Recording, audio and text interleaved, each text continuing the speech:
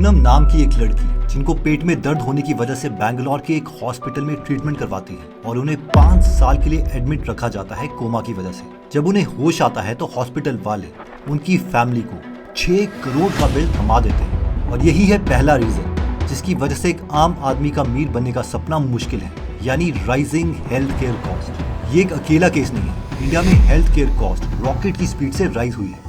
पिछले 5 सालों में मेडिकल ट्रीटमेंट की कॉस्ट डबल हो चुकी है। अगर हमें कोई सांस की प्रॉब्लम होती है तो हमें 94,000 टू 45 रुपीज तक खर्चने पड़ेंगे। अगर आंखों में कैटरैक्ट है तो एवरेज कॉस्ट 1.2 लाख तक आती है।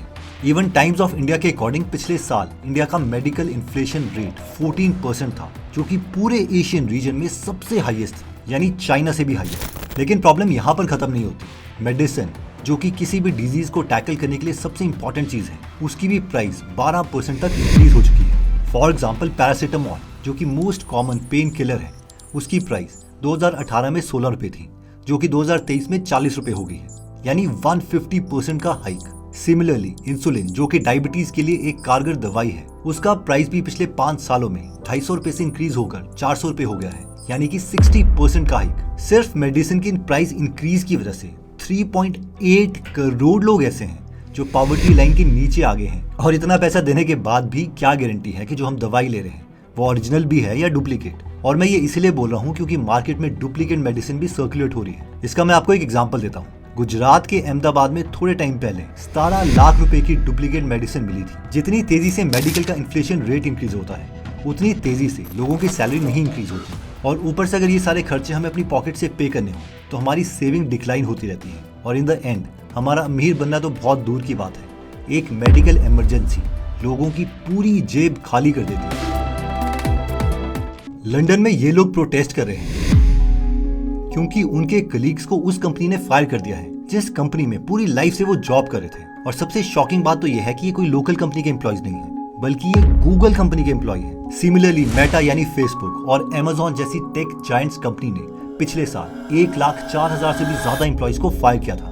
मतलब कि कंपनी चाहे कितनी भी बड़ी क्यों ना हो, जॉब सिक्योरिटी की कोई गारंटी नहीं है। इवन एक रिपोर्ट तो ये बताती है कि इंडिया में 78% एम्प्लॉयज अपनी जॉब को लेकर इनसिक्योर फील करते हैं, यानी उन्हें लगता है कि उन्हें कभी भी निकाला जा सकता है। देखिए, एक तो जॉब सिक्योर नहीं है, प्लस उससे भी बुरी बात यह है कि हमारे लोग स्किल्ड भी नहीं है जिन्हें जॉब दी जा सके। इंडिया में हर 100 में से 55 एम्प्लॉयज को इंडस्ट्री के बारे में कुछ नहीं पता, जिसकी वजह से एक तो एम्प्लॉयज को जॉब मिलती ही नहीं, और अगर मिलती भी है तो सैलरी बहुत ही कम होती है, क्योंकि हमारे यहाँ लोगों की कोई कमी तो है नहीं। इवन की एक रिपोर्ट के अकॉर्डिंग 65% ब्लू कॉलर एम्प्लॉयज महीने के 15,000 रुपए से भी कम कमाते हैं। इसके अलावा दूसरा रीजन है पुअर एजुकेशन सिस्टम। आप इस क्लिप को देखिए जिसमें एक प्राइमरी स्कूल की टीचर प्रेसिडेंट का नाम भी नहीं बता पा रही। आपको मालूम है कौन है राष्ट्रपति? बताते हैं, राष्ट्रपति हाँ? भारत के राज पर नाम हुए। दरअसल इंडियन एजुकेशन सिस्टम स्किल से ज्यादा मार्क्स पर फोकस करती है, जिसकी वजह से ज्यादातर स्टूडेंट्स को क्वालिटी एजुकेशन नहीं मिल पाती। और यही रीजन है कि आधे से भी ज्यादा इंडियन ग्रेजुएट्स को फ्यूचर में जॉब ना मिलने का थ्रेट है। अब अगर नौकरी तक नहीं मिलेगी तो अमीर कहां से बनेंगे। राजकोट में रहने वाले इस 25 साल के लड़के ने खुदकुशी कर ली थी क्योंकि उसने स्टॉक मार्केट में अपने पेरेंट्स के 60 लाख रुपए लूज कर दिए। इंटरनेट पर हर रोज हमें ना जाने ऐसी कितनी खबरें सुनने को मिलती हैं। आए दिन कोई ना कोई अपने पैसे स्टॉक मार्केट में लूज करता रहता है, जिसका मेन रीजन है रॉन्ग फाइनेंशियल एजुकेशन। एक रीसेंट रिपोर्ट के अकॉर्डिंग इंडिया में 73% पॉपुलेशन ऐसी है जो फाइनेंशियली इलिटरेट है। मतलब कि 5 में से 4 आदमी ऐसे हैं जिन्हें ये नहीं पता कि पैसा काम कैसे करता है, जिसकी वजह से हम लोगों के पास एक ही रास्ता होता है कि यार कोई शॉर्टकट मेथड मिल जाए जिससे हम जल्दी अमीर बन जाएं। और इसीलिए फ्रॉडस्टर सबसे पहले हमें ही टारगेट करते हैं और हम भी पॉन्जी स्कीम में पैसे इन्वेस्ट कर देते हैं, जिसकी वजह से जो थोड़े बहुत पैसे हमारी सेविंग में है वो भी बर्बाद हो जाते हैं। अभी हाल ही में जीरोधा के फाउंडर नितिन कामत ने पिग बुचरिंग स्कैम के बारे में ट्वीट करके लोगों को अवेयर किया था। पिग बुचरिंग एक टर्म है जो साइबर स्कैम को डिस्क्राइब करने के लिए यूज किया जाता है, जिसका मतलब है कि सुअर को पहले बहुत खिलाओ और उसके बाद उसे लूट लो। दरअसल इसमें लोगों को सोशल मीडिया या किसी और प्लेटफॉर्म के थ्रू टेक्स्ट मैसेजेस करके टारगेट किया जाता है, और ज्यादातर ये फीमेल प्रोफाइल्स यूज करते हैं ताकि आसानी से लोग इन पर विश्वास कर लें। इन प्रोफाइल से ये अननोन पर्सन के साथ दोस्ती करते हैं, जो कि आप इस स्क्रीनशॉट में देख सकते हैं, और देन हमें कोई फेक स्कीम में हाई रिटर्न्स का लालच देके उसमें एक स्मॉल अमाउंट इन्वेस्ट करने के लिए कहा जाता है। और अगर हम उसमें इन्वेस्ट करते हैं तो पहली बार हमें उसमें रिटर्न मिल भी जाते हैं और हम बहुत खुश हो जाते हैं, लेकिन फिर अगली बार हम लालच में आके ज्यादा अमाउंट इन्वेस्ट कर देते हैं और हमारे साथ फ्रॉड हो जाता है। इस बार हमें कोई रिटर्न नहीं मिलता मिलता है तो सिर्फ बैंक बैलेंस जिसमें लिखा है 0। इवन चेन्नई के एक पर्सन ने इसी स्कैम में अपने 10 लाख रुपए लूज कर दिए। ऐसे स्कैम्स में मेनली ज्यादातर स्टूडेंट या यंगस्टर्स फंसते हैं जो अपने घर वालों के पैसे लेके उन्हें डबल करने का सोचते हैं। यही पैटर्न लॉटरी में देखा गया है कि मैक्सिमम लॉटरी में पैसे पुअर और मिडिल क्लास लोग वाले ही लगाते हैं। अगर हमें एक्चुअल में फाइनेंशियल नॉलेज चाहिए तो हमें रिच डैड पुअर डैड या साइकोलॉजी ऑफ मनी जैसी बुक्स पढ़नी चाहिए। इनकी फ्री समरी गूगल एप्लीकेशन पर अवेलेबल है, अगर आप चाहें तो उन्हें सुन सकते हैं। इसका लिंक मैं डिस्क्रिप्शन और फर्स्ट कमेंट में दे दूंगा। एनीवेज आगे बढ़ते हैं। जैसे कि हमें पता है कि इंडिया के टॉप 1% रिच लोग जो हैं उनमें से ज्यादातर लोग बिजनेसमैन हैं। तो हम सबके मन में यही सवाल आएगा कि ठीक है, नौकरी नहीं है तो एटलीस्ट हम अपना बिजनेस तो स्टार्ट कर सकते हैं। तो बिजनेस स्टार्ट करने में भी बहुत से चैलेंजेस हैं, जिसमें से पहला चैलेंज है नेटवर्किंग का। जो बड़े बिजनेसमैन होते हैं उनके पास काफी स्ट्रॉन्ग नेटवर्किंग होता है, यानी बहुत से और अमीर लोग जिनके पास पावर है वो उन्हें जानते हैं और इसीलिए ये अमीर लोग अपने नेटवर्किंग को अपने जान पहचान के लोगों को यूज करते हैं अपने लिए। फॉर एग्जाम्पल जो विजय माल्या थे उन पर एलिगेशंस लगी हैं कि उनकी फाइनेंशियल कंडीशन अनस्टेबल होने के बावजूद उन्हें बैंक से लोन मिल गया था क्योंकि उनके पास स्ट्रॉन्ग पॉलिटिकल इन्फ्लुएंस था और वो खुद भी राज्यसभा के मेंबर थे। कुछ सोर्सेज तो ये भी बताती हैं कि विजय माल्या ने 9,000 करोड़ के लॉन्च डिफॉल्ट कर दिए हैं। एंड गेस व्हाट, ये पैसे हम जैसे आम इंसानों के थे। अगर मैं आपको इसका दूसरा एग्जांपल दूं तो जब हिंडनबर्ग ने अदानी के खिलाफ नेगेटिव रिपोर्ट पब्लिश की थी तो उसके बाद जब अदानी को 20,000 करोड़ रुपए फंड रेज करने थे तब पब्लिक को उन पर ट्रस्ट नहीं था, इसलिए उन्हें पता था कि शेयर बेच के तो मैं पैसे नहीं कमा सकता। तब उन्होंने अपनी नेटवर्किंग यानी अपनी जान पहचान के लोगों का इस्तेमाल किया और फॉरेन के इन्वेस्टर्स को अप्रोच किया, जिसमें अबू धाबी और यूके की कंपनीज शामिल थी जिन्होंने उन्हें आसानी से फंड कर दिया। अब ये लोन वगैरह हम छोटे बिजनेस को नहीं मिल सकता क्योंकि 40% स्मॉल बिजनेस चाहकर भी लोन नहीं ले सकते क्योंकि उनके पास सफिशिएंट कोलैटरल नहीं है, यानी गिरवी रखने के लिए हमारे पास कुछ नहीं है। और ज्यादातर बिजनेस बंद भी इसलिए होते हैं क्योंकि इससे पहले कि वो अपने बिजनेस को प्रॉफिटेबल बना सके उनके फंड ही खत्म हो जाते हैं। इमेजिन कीजिए कि आपके पास एक ऐसी लैंड है जिसमें 80,000 करोड़ का क्रूड ऑयल है और पूरी दुनिया में आपके अलावा ये बात कोई भी नहीं जानता। अब इस तेल को निकालने के लिए हमें करोड़ों रुपए चाहिए, जो कि हम जैसे एक आम आदमी तो कर ही नहीं सकता। और यहीं पर आ जाते हैं बड़े बिजनेसमैन, क्योंकि उनके लिए ये अमाउंट इन्वेस्ट करना बहुत ईजी है। सेम ऐसा ही हाल इंडिया के ग्रीन एनर्जी सेक्टर का भी है और यही है 5वां रीजन जो हमें अमीर बनने से रोकता है, यानी entry barrier for common people. मतलब कि जो बड़ी बड़ी अपॉर्चुनिटी है, बड़े बिजनेस हैं, वो आम आदमी तो सोच भी नहीं सकता, जिसकी वजह से हमारे पास लिमिटेड अपॉर्चुनिटीज ही हैं। लेकिन बड़े बिजनेसमैन इन बड़ी अपॉर्चुनिटीज में काम करेंगे और अपने पैसों को बहुत जल्दी बढ़ाते रहेंगे। इंडिया का रिन्यूएबल एनर्जी सेक्टर का पोटेंशियल 2030 तक अप्रॉक्सीमेटली 448 गीगावाट का है और इतने बड़े मार्केट को कैप्चर करने के लिए इंडिया के जो बड़े जायंट्स हैं वही इस गेम को खेलेंगे।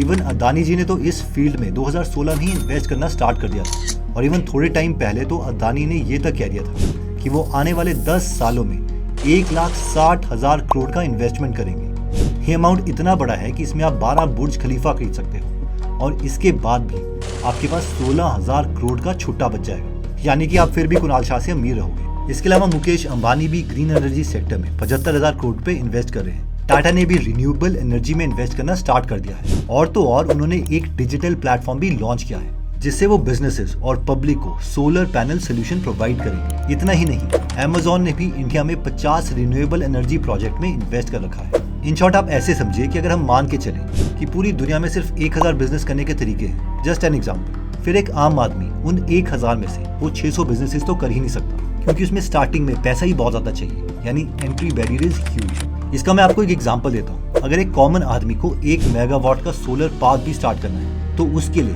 उसे 4 से 5 करोड़ रुपए की जरूरत है। और वैसे अगर इतना बड़ा अमाउंट हम लोगों के पास आ भी जाता है तो हम कहते हैं कि हम तो भाई फाइनेंशियली फ्री हो गए, यानी कि अब तो जिंदगी भर खाने पीने का इंतजाम हो चुका है। आप इस आदमी को देखिए, ये जो लग्जरी कार से उतरे हैं वो और कोई नहीं बल्कि सीरम इंस्टीट्यूट ऑफ इंडिया के साइरस पूनावाला है, जिनकी नेट वर्थ 2008 में 12,000 करोड़ थी, जो कंपाउंड होकर आज लगभग 1,72,000 करोड़ की हो चुकी है।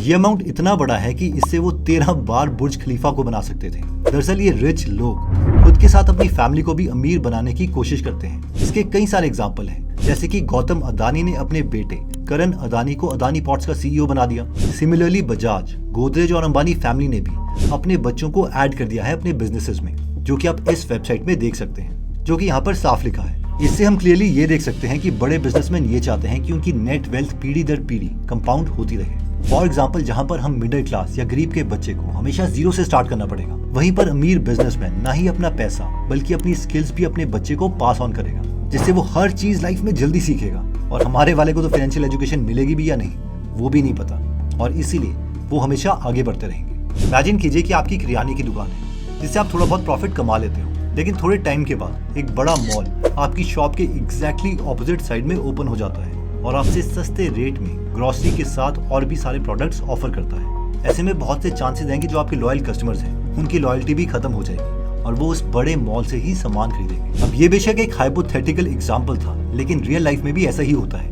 जिसे डिस्ट्रप्टिंग स्मॉल बिजनेसेस कहते हैं। इसे समझने के लिए हम एक काफी पॉपुलर एग्जांपल को देख सकते हैं, जो कि है जियो। हम सब जानते हैं कि जियो के लॉन्च होने के बाद उन्होंने फ्री इंटरनेट सबको प्रोवाइड किया था, जिसकी वजह से ये जो सारे छोटे मार्केट में प्लेयर्स थे वो भी बर्बाद हो गए। और जब जियो ने पेड सर्विस स्टार्ट करी तब भी जियो ने अपने सब्सक्राइबर्स को लूज नहीं किया, क्योंकि पेड सर्विसेज भी जियो बहुत सस्ते प्राइसेस में ऑफर कर रहा था। अब इससे हुआ ये कि उन्होंने 40% मार्केट को कैप्चर कर लिया, और एग्जैक्टली यही स्ट्रैटेजी इन्होंने जियो सिनेमा लॉन्च करने पर की थी, जिसकी वजह से हॉटस्टार ने सिर्फ और सिर्फ 3 महीने में 40 लाख पेड सब्सक्राइबर लूज कर दिए। और जब ये बड़े बिजनेसेस हॉटस्टार जैसे जायंट प्लेयर को डिस्टर्ब कर सकते हैं, तो हम जैसे स्मॉल बिजनेसेस का तो क्या ही हाल हो सकता है, ये हम इस एग्जांपल से अच्छे ढंग से समझ गए होंगे। इन शॉर्ट, अगर हमें सिर्फ अपना टैक्सी बिजनेस भी स्टार्ट करना है तो उबर, ओला जैसे जो बिजनेसेस हैं वो रूल सेट करेंगे। चाहे हमें होटल बनाने हैं तो ओयो जैसे प्लेयर्स रूल सेट करेंगे। अब पहले जमाने की तरह ऐसा तो होगा नहीं कि कोई हरियाणा से दिल्ली बस स्टैंड जा रहा है और बस स्टैंड में उतर के वो ये बोलेगा कि भाई साहब यहाँ पर एक अच्छा अफोर्डेबल होटल कौन सा है जिसकी वजह से हमारे होटल में कोई रुक जाएगा। कोई भी ट्रैवलर ट्रैवल करने से पहले ही इन बड़े बिजनेसेस की एप्लीकेशन यूज करेगा और होटल की बुकिंग पहले ही हो जाएगी। इन शॉर्ट, आपके पास जितने मर्जी होटल क्यों ना हो, ये लोग इस गेम के रूल सेट करेंगे और ये बताएंगे कि आपको बिजनेस करना कैसे। एनीवेज, इसे देखने के बाद हम सबको ये लग रहा होगा कि हम मिडिल क्लास लोगों के अमीर बनने की स्कोप तो बिल्कुल नहीं है, लेकिन ऐसा भी नहीं है। कई आउटलायर्स हैं जो इस ट्रैप से बाहर निकले हैं। अगर हम ओयो की ही बात करते हैं तो रितेश अग्रवाल खुद एक मिडिल क्लास फैमिली से हैं। जो भी फैमिली इस रैट रेस से बाहर निकली है, उस फैमिली से किसी एक फैमिली मेंबर ने तो बहुत ज्यादा मेहनत की है। फॉर एग्जाम्पल, अगर हम तुषार जैन की बात करें तो इन्होंने लगेज इंडस्ट्री में अपना नाम बना लिया है। साल 1992 में स्टॉक मार्केट स्कैम में तुषार के पापा ने अपना सब कुछ खो दिया था, जिसके बाद तुषार ने मुंबई की गलियों में बैग्स को सेल करना स्टार्ट कर दिया, जिसके बाद उन्होंने खुद की लगेज मैन्युफैक्चरिंग कंपनी खोली, हाई स्पिरिट कमर्शियल वेंचर्स के नाम से। जिसके बाद 2002 में वो सूरत से मुंबई शिफ्ट हो गए। उस वक्त मार्केट में बड़ी बड़ी पॉपुलर कंपनीज काम करती थी जिनसे तुषार को कम्पीट करना था, जिसकी वजह से उन्होंने अपने बैग्स को एकदम प्रीमियम क्वालिटी का और उन ब्रांड से काफी चीप प्राइस पर ऑफर किया। उस वक्त पर मार्केट में सफारी पॉलिस्टर या स्विस मिलिट्री जैसे ब्रांड्स अपने ट्रैवलिंग बैग्स को 1500 से 5000 रुपए की प्राइस में सेल करते थे। इन कंपनीज को टैकल करने के लिए उन्होंने वही सेम प्रीमियम क्वालिटी बैग्स का प्राइस 1000 से 2000 रुपए की प्राइस रेंज में रखा। अब इनके पास दोनों चीजें थी, प्रीमियम क्वालिटी और चीप प्राइस भी, जिसकी वजह से वो धीरे धीरे पॉपुलर होते रहे और उन्होंने हर प्रोडक्ट जो नया लॉन्च किया उसमें इसी स्ट्रैटेजी को यूज किया और इसी की वजह से 2007 में उन्होंने 25 करोड़ का प्रॉफिट किया था और 2015 में उनका 250 करोड़ का टर्नओवर हुआ है। आज उनकी कंपनी इंडिया में 4th लार्जेस्ट बैग्स की ब्रांड बन चुकी है और वो फॉरेन में अपने प्रोडक्ट्स को एक्सपोर्ट करती है। अगर इंसान के अंदर स्ट्रॉन्ग डिजायर है तो वो कुछ भी कर सकता है। इसके अलावा एक और स्टोरी है रघुनंदन कामत जी की, जिन्होंने अपने प्रोडक्ट नेचुरल आइसक्रीम को बड़ी बड़ी कंपनीज जैसे कि क्वालिटी वॉल्स और बास्किन रॉबिन जैसे प्लेयर्स को टफ कंपटीशन दिया था और आज करोड़ों का प्रॉफिट कर रही है। अगर आपको इनकी पूरी स्टोरी जाननी है और इनका मार्केटिंग एंगल भी समझना है तो आप इस वीडियो को जरूर देख सकते हैं। आई होप जो लोग भी इस वीडियो को देख रहे हैं वही वो आउटलायर्स बनेंगे जो खुद को और अपनी फैमिली को इस ट्रैप से बाहर निकाल पाएंगे। जय हिंद।